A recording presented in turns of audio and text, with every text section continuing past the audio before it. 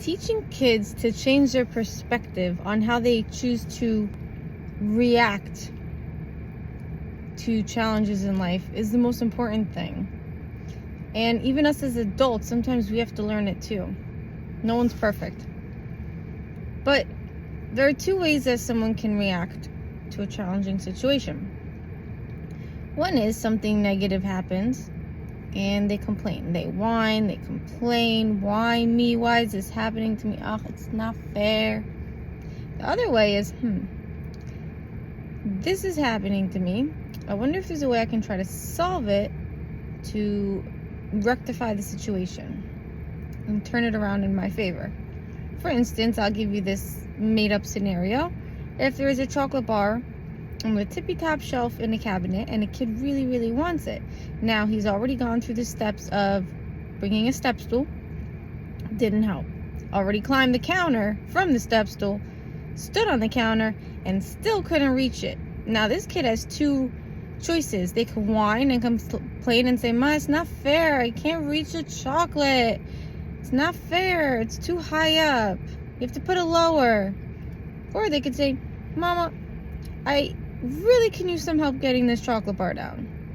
I've already tried the step stool and I've already tried climbing on the counter and I still can't reach it. Please, can you help me get it?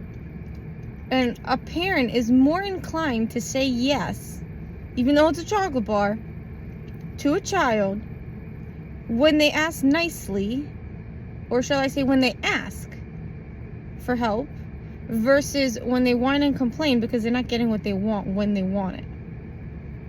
I've tried this out with my daughter.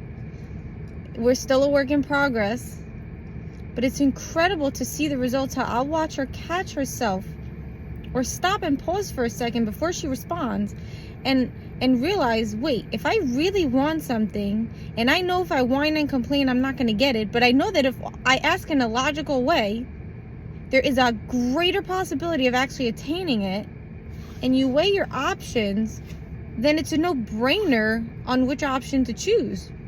And she's starting to learn that concept, and it's starting to make sense to her to the point where her responses to challenges are starting to change for the more positive, because she's starting to realize that the way you respond to it will determine your outcome, will determine your result. Try it out.